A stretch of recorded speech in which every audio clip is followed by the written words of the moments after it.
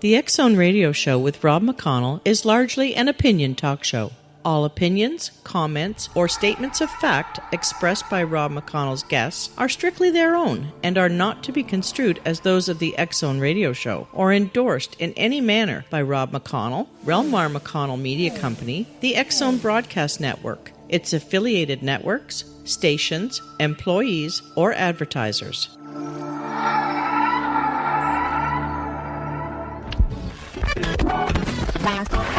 All Hit Radio.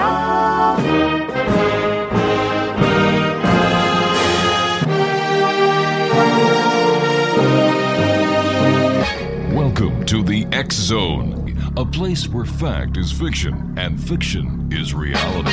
Now, here's your host, Rob McConnell. And welcome back to the X Zone, everyone. My name is Rob McConnell, coming to you from the studios of Relmar McConnell Media Company in Hamilton, Ontario, Canada. Worldwide toll-free, 1-800-610-7035. Email xzone@xzoneradiotv.com. On MSN Messenger, xzoneradiotv@hotmail.com. And our website, www.xzoneradiotv.com.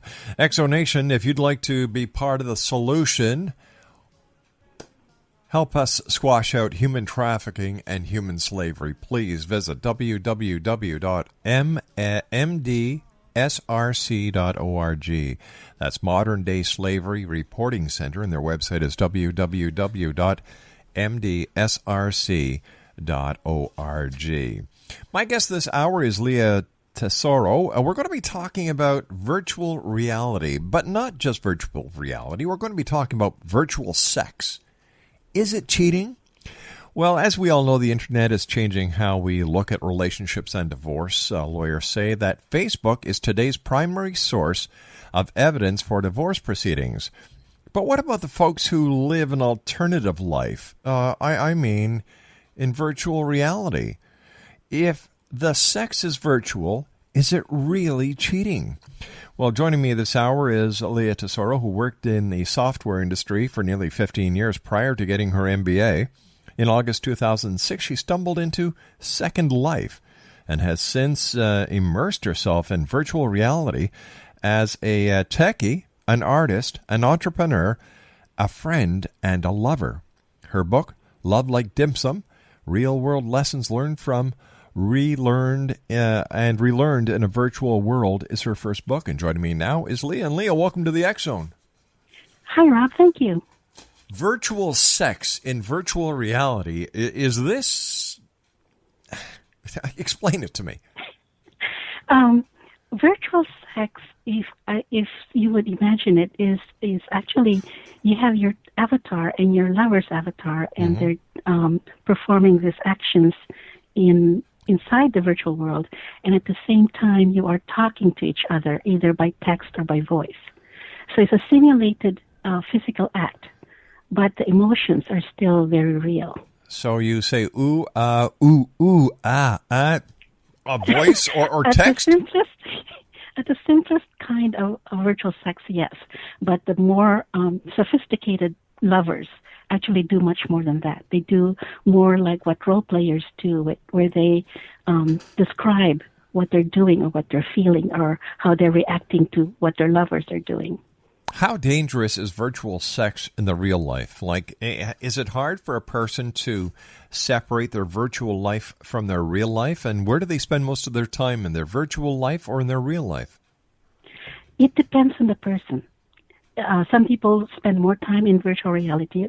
They spend most of their free time in virtual reality. Some people just swing by. They come in once a week over the weekend or something, and then they just disappear again and then come back again later whenever they feel like it. This is going to be an interesting hour, X Zone Nation. Please stand by. LEA, you and I have to take a commercial break. Nice talking to you, and I'm looking forward to getting some answers to some questions that I've had for a long time. Virtual reality sex, X Zone Nation, in your opinion, is it cheating? 1-800-610-7035. Email xzone@xzoneradiotv.com. My guest this hour is LEA TESORO, and she is the author of Love Like Dim Sum. I thought that was Chinese food. We'll be back on the other side of this commercial break as the X Zone continues from our studios in Hamilton, Ontario, Canada. Don't forget, help us stamp out, alleviate human slavery and human trafficking. www.mdsrc.org.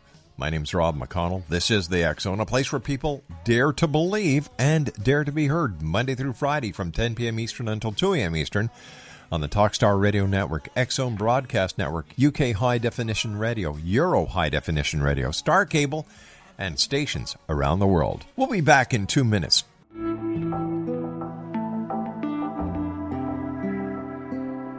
Take a step back in time and discover old Florida cuisine at Marsh Landing Restaurant in Fellsmere.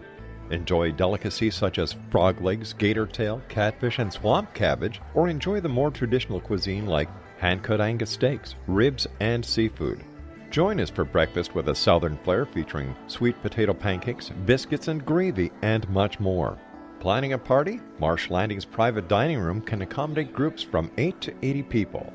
While you're visiting, enjoy the historic pictures, artifacts, and stories that line the walls. Marsh Landing is truly a unique experience. Marsh Landing Restaurant, 44 North Broadway in historic Fellsmere, or visit marshlandingrestaurant.com. Marsh Landing, old Florida cuisine at its best.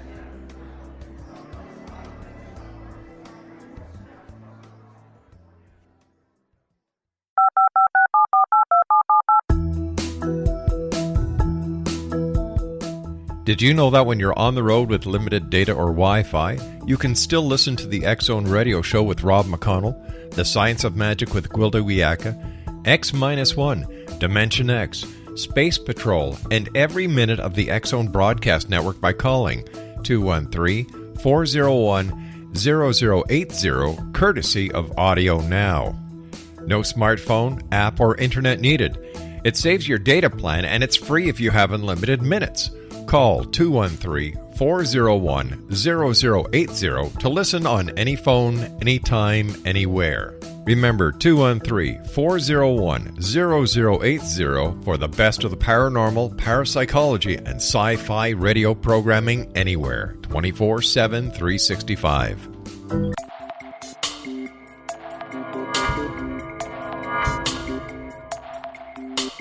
Are you interested in the paranormal, ghosts, UFOs, or psychic phenomenon?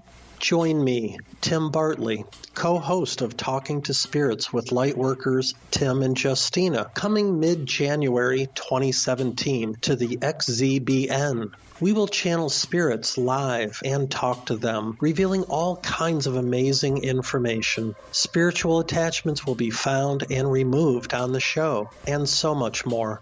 To find out when you can listen to Talking to Spirits with Lightworkers Tim and Justina, visit www.xzbn.net for listeners on both sides of the veil.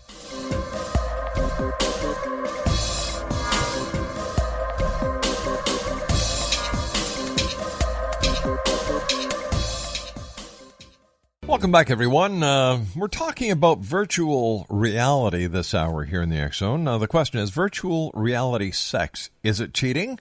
And our guest is LEA TESORO, and she's the author of Love Like Dim Sum, Real-World Lessons Learned and Relearned in a Virtual World is her first book. And if you'd like more information, we have her website here at www.lovelikedipsum.com. That's lovelike.dipsum.com. All right, let's take a few steps back here so we can all better understand the world of virtual reality. How did you get involved? In Second Life, you mean, or in virtual? Yes, in virtual reality, like Actually, I discovered it when I was doing some research about business in score.org, which is a website for small business owners. Mm-hmm. And I saw this little pieces at the bottom that says SL, whatever, this and that. And so I was curious what it was. I Googled it and I found Second Life. Mm-hmm. And because I was very interested in virtual reality in the beginning, like The Sims Online, which I've heard about long before that, I figured I'd give it a try. So I went in and I tried it, and I've been hooked since. What is it about virtual reality that hooks people? It's the immersiveness of it. When we're chatting, for example, in Facebook or in Twitter or in any IM like Yahoo, we're only seeing words. So we're kind of disconnected from the people that we're chatting with. But in a virtual reality world, you see a representation of that person as a human or whatever, as a character perhaps. And somehow when we project ourselves into our avatars and they project themselves into their avatars, we feel as though they are right next to us. And so you have people who are from different parts of the world, perhaps even on the other side of the world. You feel as though you're right next to each other, like they're your next door neighbors and you're just chatting over the fence. It's a very unique perspective. It's a very unique phenomenon that seems to only happen inside a virtual world. So am I to understand that when a person takes an avatar, they're actually taking a representation of who they would really like to be, but because they can't be this person in real life, they live a false life or a life they'd like to live behind the face of an avatar in virtual reality? Not necessarily. What's surprising is that most of the avatars are still human-based. And most of the time, they look like their real-life selves. So somebody with dark hair would still have a dark-haired avatar inside Second Life. Some people choose to be something else, like I choose to have red hair, for example. Or somebody else may choose to be a large cat, or an elf, or whatever else they can think of, or a dragon. So it depends on the person as well. But still, most of the time, most of what I've seen is that people tend to still look like themselves. How does the virtual life differ from the real life? And is there any time where you, as the person who has an avatar in Second Life, looks at your Second Life persona as being the real world and the real world as being a false world or a different world? No, not really, because you still are very clear about what's real and what's inside a virtual world. I'm not, of course, saying that what's inside a virtual world is not real, because there are aspects of it that are real. Your interactions with people, how you relate to them, the relationships that you have with them, the emotions that you feel are still real. So even though you're projecting a persona that looks different from what your real life is, you still behave like who you are, because it's very difficult to pretend to be someone for a very long time, someone else.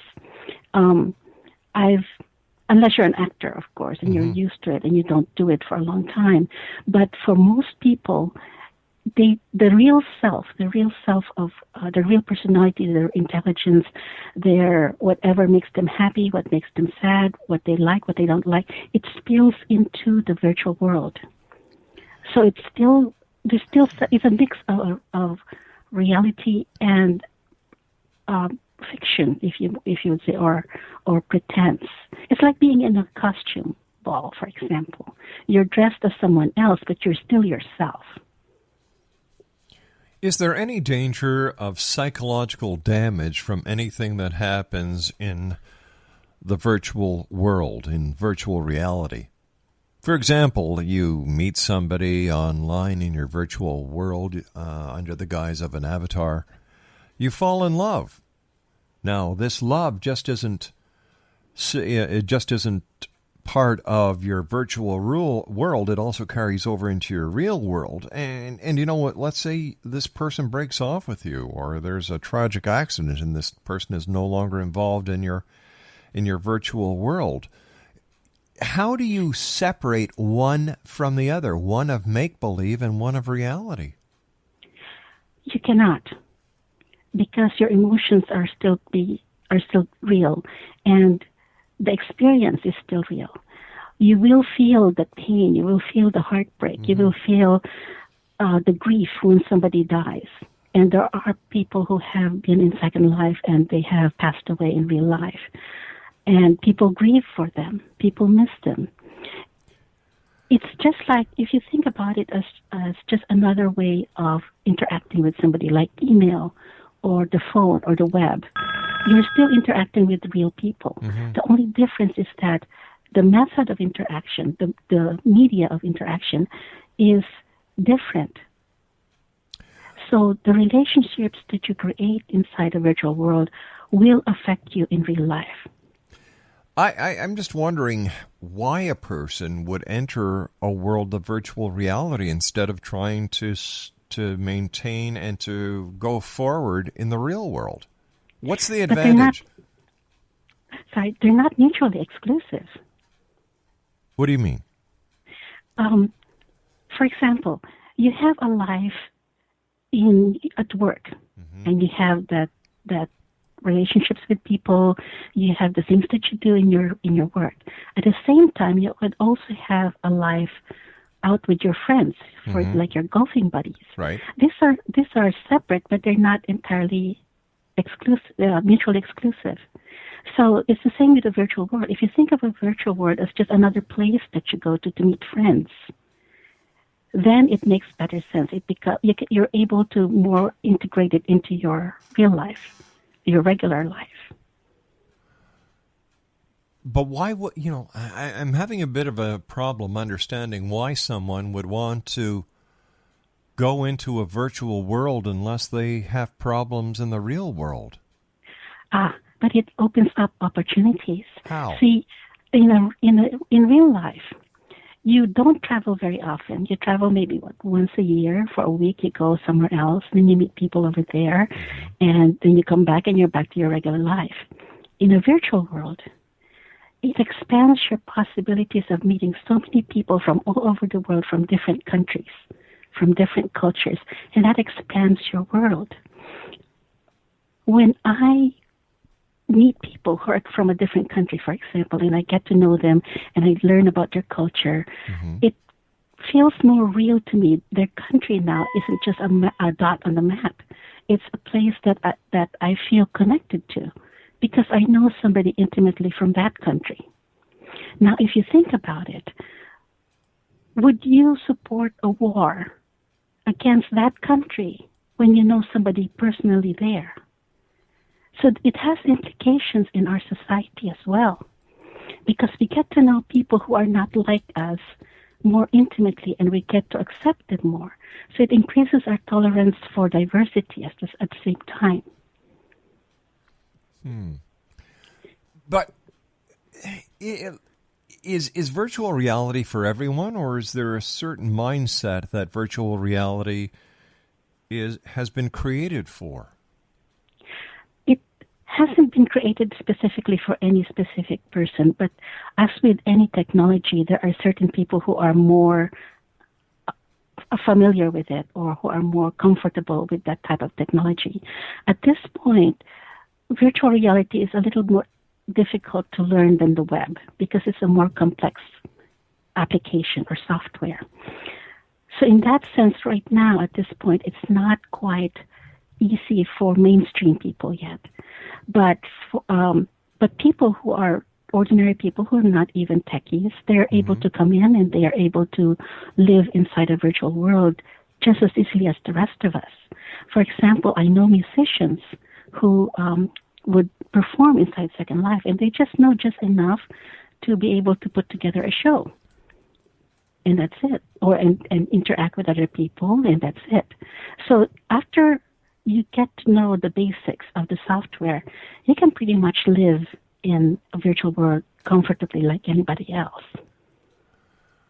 All right, so I think I'm getting the gist of it, but I'm going to have to take a commercial break here with the news, and we'll come back and talk more about this fascinating world. It seems like it's almost part of a dream world, if I can relate it to that, but it's a dream that has multiple people in it at the same time reacting in real time. How's that?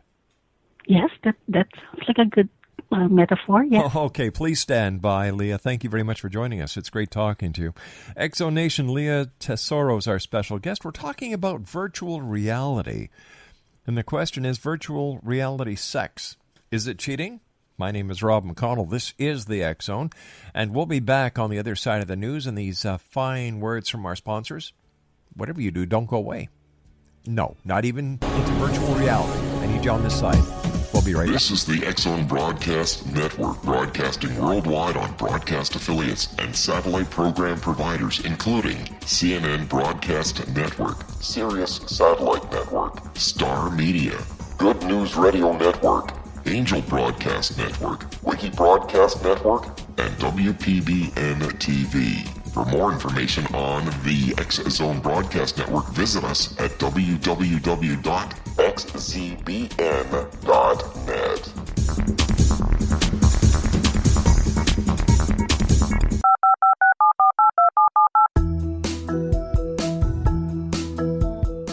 Did you know that when you're on the road with limited data or Wi-Fi, you can still listen to the X-Zone Radio Show with Rob McConnell, The Science of Magic with Gwilda Wiyaka, X-1, Dimension X, Space Patrol, and every minute of the X-Zone Broadcast Network by calling 213-401-0080, courtesy of Audio Now. No smartphone, app, or internet needed. It saves your data plan, and it's free if you have unlimited minutes. Call 213-401-0080 to listen on any phone, anytime, anywhere. Remember, 213-401-0080 for the best of the paranormal, parapsychology, and sci-fi radio programming anywhere, 24/7, 365. Welcome back, everyone. There's an oldie but a goodie that goes way back to my youth. Two good old French Canadians singing Je t'aime moi non plus. That's Jane Birkin and Serge Gainsbourg.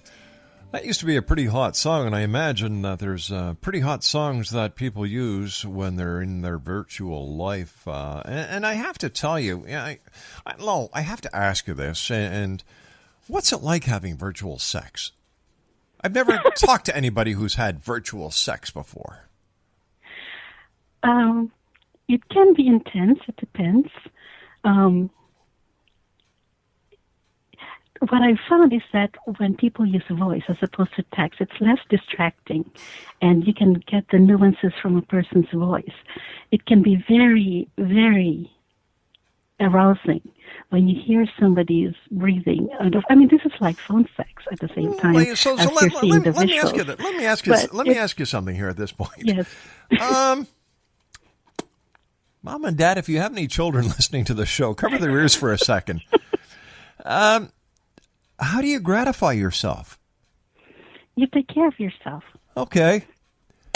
That answered that. At the same time. I see. And have you ever had the opportunity of meeting any of the people that you've had virtual sex with in real life? Actually, yes. Not very many, but just a couple. And this brings me to my next question. Was it better in virtual reality or was it better in real life? Of course it's better in real life because you don't have to type. So your hands are free. But well, sometimes your hands are free.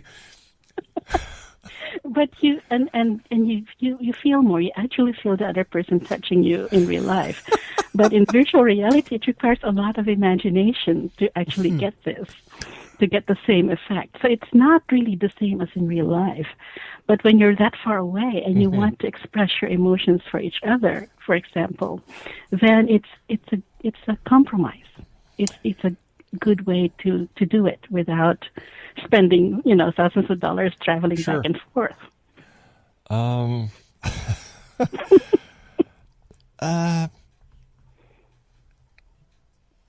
How does virtual reality help people? I understand that it actually, some people believe it's a healthy release. Actually, yes, because the emotional rewards are still there. And you have a broader base for your support system, for example. If your primary relationship in real life isn't providing everything that you need emotionally, intellectually, or socially, you can go, instead of ruining that relationship, you can go into a virtual world and get it there, get the reward, the emotional needs met inside a virtual world. But you have to be careful to preserve the one you have in real life. Yeah, like how do you play it safe that the virtual reality doesn't ruin your real life? Like there has to be cases where virtual reality has consumed the player and they actually ignore their real relationships, their wives, their kids, and they live for their virtual world. How do you stop that from happening? The first thing, if you're the one who has a relationship in real life, the first thing that you do is you define your boundaries with whoever you're with in virtual reality. You tell them, okay, I am married, or I have this relationship that is committed. I don't want this relationship, this virtual relationship, to come out into real life. And most people are fine with that because they're doing the same thing. Mm-hmm.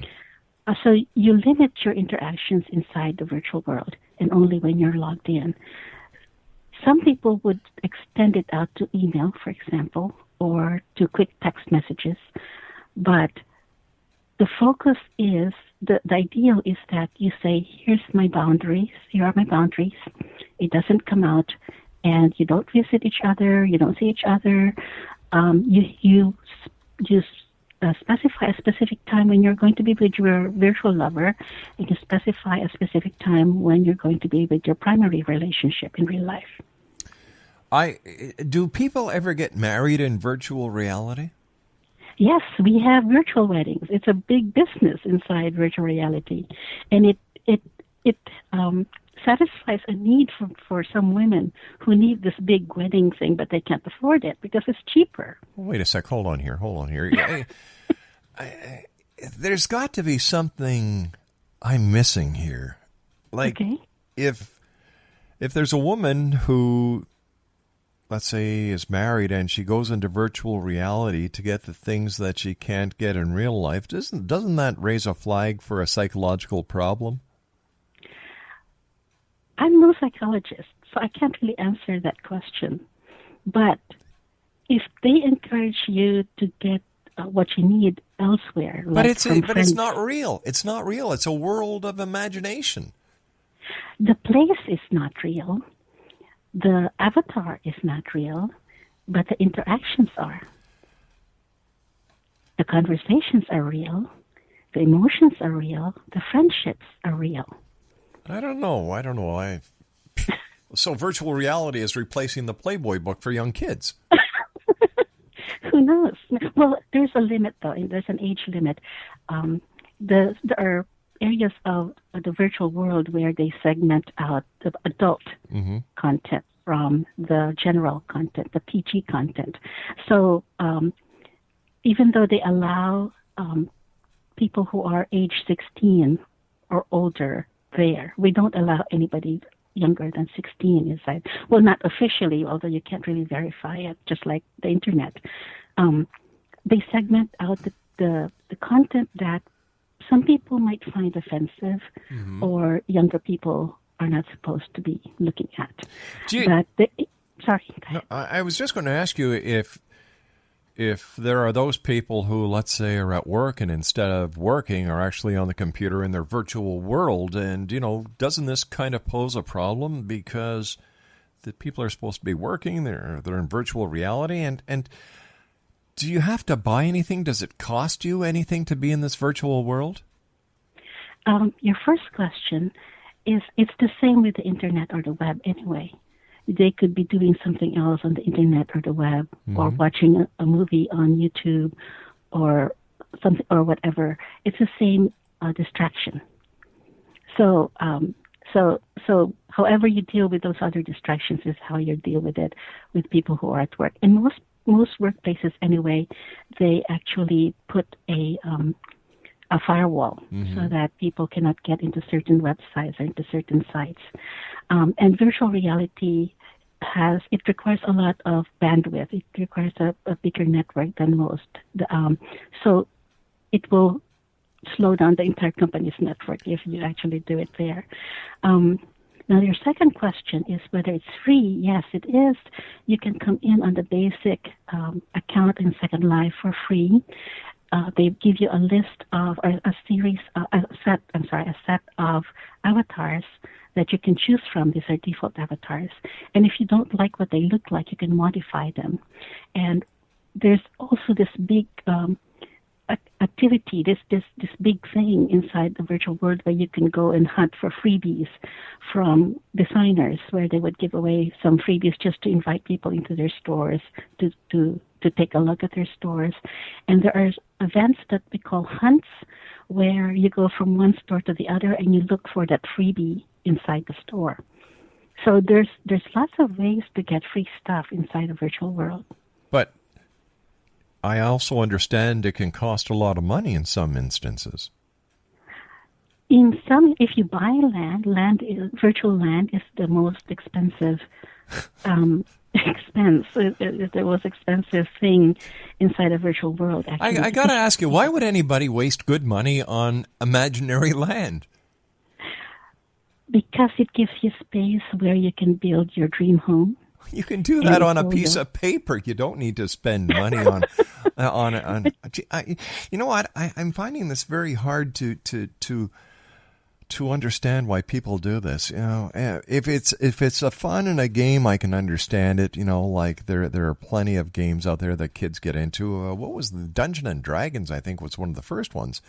But I understand there, like you just said, people buy land, and how much does land go for in the virtual world? It depends. The smallest piece of land is about 512 square meters, and you can get that if you pay the monthly premium fee, which is about between $6 to $9, depending on whether you pay monthly or you pay annually. And if you want more, then you can buy additional land, and additional land would also require you to pay a bit more every month. So it's like a property tax, if you think about it that way, and that can be expensive. Some people actually buy a whole, what we call a sim, which is, or a region, which is actually just a server, and you get 256 by 256 square meters in that land, and you can have privacy so that there's nobody else around you, and nobody else can come in if you don't want to, and you can put different things in there. You can plant trees where you want them. You can install buildings where you want them. You can even change the land formation. You can have a mountain if you want. You can have a very deep ocean if you want. So you can configure it any way that you want.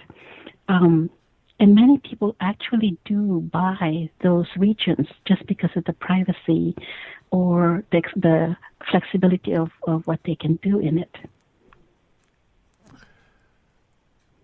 Okay, so you buy your land. You're let's see, even at $70 a month, you know, you're nearly $800 a year to actually play in a dream world. Yeah. Why would you want to buy land that doesn't exist? Why would you want to buy any luxury item, for example? Well, I buy luxury items that I can hold. Okay. You know, I buy luxury items that my wife says I can buy. Let me put it that way. But you buy a car, it's in the driveway. You buy a house, you live in it. You buy a swimming pool, it's in your backyard. You buy an 80-inch LED TV, it's on the wall. In the real world, I sell the house. I've maintained it. I've groomed it. I get more money. I get return for my investment. And so why would I want to buy land in a virtual world? I don't understand it. Help me understand. Okay. Most people, one reason is that most people cannot afford real life things. So when they get something in a virtual world, they still feel as though they have that. But it's a false world. It's a lie. It's a virtual lie that they're telling themselves. This can't be healthy. I've got to bring a psychiatrist on the show and talk to him about this, because I'm sure that there's something desperately wrong with this. Like, this is worse than Twilight Zone. Let me ask you this Sure. question, though. Sure.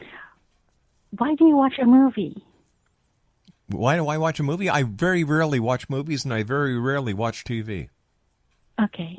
But for some people, they watch a movie because they get something out of it. They get the experience out of it. It's not real. Yes, but you know But it's they not have- real. You know it's not Yeah. real. You know that in Yeah. the hour and a half it's going to be over, and you know that if the fire alarm in the movie theater goes, there's a real fire, and you get your real butt out of that real chair very fast. Yes. You know, It's the same with virtual reality. You know that it's not real, but it gives you a certain amount of satisfaction. but people go to movies maybe once every 2 weeks to once a month. But people who deal in, well, how many hours a week do you spend in the virtual world? I personally decided to immerse myself deeply into it. So I'm there a lot of several hours a day. It's my business. I have businesses inside the virtual world. For most people, Whoa, though, wait they a would second. come- Whoa, let's back up here. You've got businesses in the virtual world. Yes. Do you make money in the virtual world? Very little right now. So why would... Because, Okay. yes.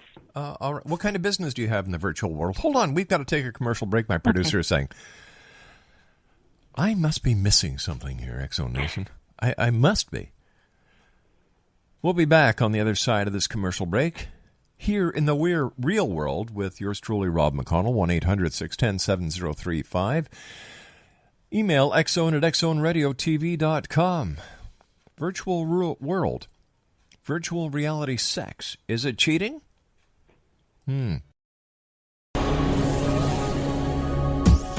This is the X-Zone Broadcast Network, broadcasting worldwide on broadcast affiliates and satellite program providers, including CNN Broadcast Network, Sirius Satellite Network, Star Media, Good News Radio Network, Angel Broadcast Network, Wiki Broadcast Network, and WPBN TV. For more information on the X-Zone Broadcast Network, visit us at www.xzbn.net.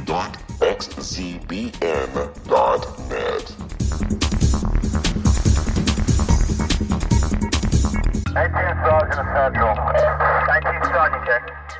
Officers on the scene. Hi, I'm Larry Lawson, host of Paranormal Stakeout.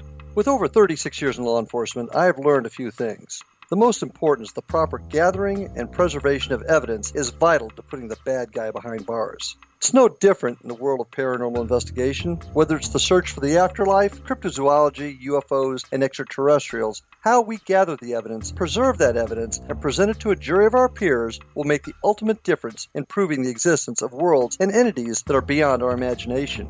Join me, Larry Lawson, every week on Paranormal Stakeout when, along with my guests, we'll take a journey to prove with indisputable evidence what man has struggled to believe for centuries. Go to xzbn.net for the broadcast schedule and check me out at paranormalstakeout.com.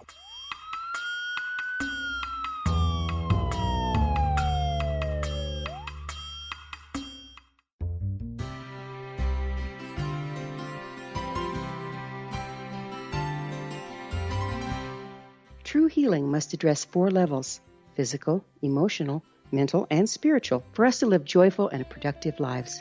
We tend to treat 3 of the 4, leaving the spiritual languishing. If you're tired of the same dysfunctional patterns cropping up in your life, Soul Balancing is for you. Trixie Phelps, owner and founder of Soul Balancing, is a naturally gifted energy healer trained in numerous esoteric forms, including shamanism. Trixie has created a powerful modality that safely and effectively clears your energetic field. A soul balancing session can remove interference, heal trauma, and restore your hope. Contact Trixie for a life-changing long-distance session today. www.soulbalancing.world.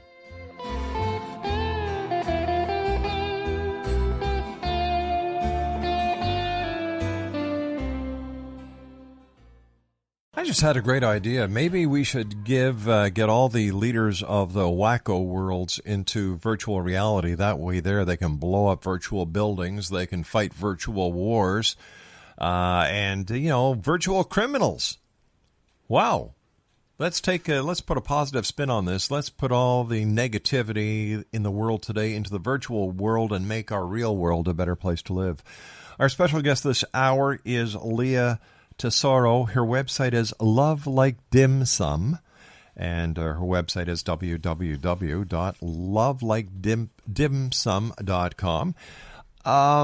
You say you do business in the virtual world. What kind of businesses do you have? The first business that I created was to create tails to make humans into mermaids and mermen. Whoa, hold on here. Pills to make men and women into mermen and mermaids. Yes. How's business? Very slow lately. Yeah, kind of fishy, huh? The real world economy affects us inside the virtual world as well. Let me ask you something. Why would anybody want to become a merman or a mermaid? For role play, for example, or if it's something that they fantasized about when they were children, or when they watched The Little Mermaid and they want to see what it's like, to pretend to be one. Uh-huh. Or they just love the way that it looks, for example. And what other kind of businesses do you have? You said you had a few businesses. I create some scripts and some gadgets as well. I created a toy, not really a toy, but a game, a 3D version of tic-tac-toe, which has 4x4x4 grid. Little things, little gadgets that people can use inside Second Life. Most of the people who come into Second Life, they are usually not real-world artists, but normal people who learn how to use the tools to create things that you wear. They sell skins. They sell hair, which is a little bit strange when you first come in. Morbid, yeah. It's a little morbid. Pardon? I said it's a little morbid. Yes, a little bit. But you buy a lot. You can buy a lot of the pieces that become your avatar. You can replace the default ones that you get when you sign up, and you can put them onto your avatar. You can buy nails, for example, eyelashes, different types of clothing. You can buy vehicles. You can buy buildings, trees, plants, rocks. You can buy rocks. Anything. So you can put it on your land if you want it as part of your decoration for your land. You can buy waves.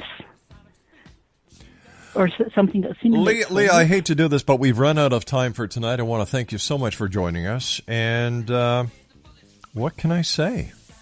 I think there's a bunch of wackos out there. Another one bites the dust. That is so true. Another one bites the dust. You know, can you imagine that? Spending money to buy virtual land, spending money to buy a virtual pill that turns you into a virtual mermaid or a virtual merman, having virtual sex. What is this world coming to? My name is Rob McConnell. This is the X Zone, a real place, not a virtual place. 1-800-610-7035, worldwide toll-free. Email xzone@xzoneradiotv.com. I don't know, what is this world coming to? Paying for virtual stones. Buying virtual land. Oh, my good Lord. We'll be back on the other side of this break. Don't go away.